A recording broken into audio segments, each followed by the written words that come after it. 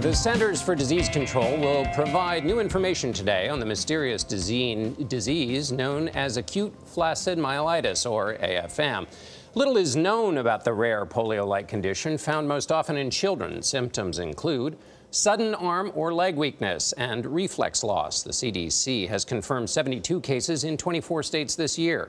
Adriana Diaz visited 8-year-old Brandon Noblitt, who has AFM. He received what doctors say is a first-of-its-kind surgery that allowed him to walk again. One Saturday we played baseball. Everything was normal. Brian Noblitt says his son Brandon's health deteriorated in just 1 week in 2016. Tuesday and the Wednesday, cold-like symptoms, and then as the week progressed, had a headache and neck pain. Days later, Brandon couldn't use his legs to get out of bed. I knew then something was very wrong. And what did you think? Your mind doesn't go to paralysis. A doctor diagnosed Brandon with acute flaccid myelitis, or AFM. Brandon, now 8 years old, was wheelchair-bound. What's been the hardest part for you about this? While all your friends are running around and playing, it's just hard to sit in the bed and do nothing the whole time. The family eventually turned to Dr. Emmy Moore of Washington University in St. Louis. My goal with the children with AFM was to restore hip stability and then motion of the upper legs. Moore says she's the only doctor in the U.S. to perform nerve transfers on children's lower extremities. I used what they had, and they were wiggling their toes. And so I was able to move a nerve that wiggles the toes to the hips. How are you? Give me a hug. It's good to see you.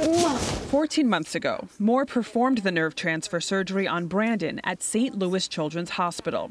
And relax. During last week's checkup, Brandon says he now only uses his wheelchair to play basketball. I bet you're the best.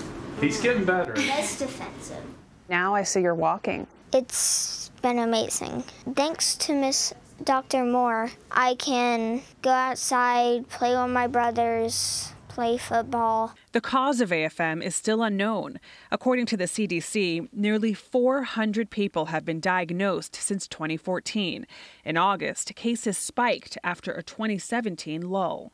It's a very rare condition, about 1 in a million. During a recent interview for CBS This Morning, CDC Director Robert Redfield told John Dickerson he was calling for a special task force to investigate AFM. It doesn't appear to be transmissible from human to human. We don't see clustering in families. While the CDC tries to pinpoint the cause, Dr. Moore is working to help those affected. My intention is to give these families hope that there are options if they get this horrible diagnosis. Brandon says that horrible diagnosis brought him new basketball friends and has inspired him to one day pursue a career in medicine. We don't know where you're going to go. I think this is what's so exciting. For CBS This Morning, Adriana Diaz, St. Louis.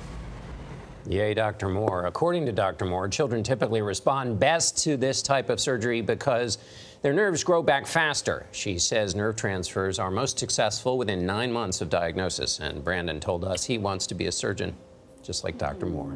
Let's hope she's on to something. Yeah, I'll say.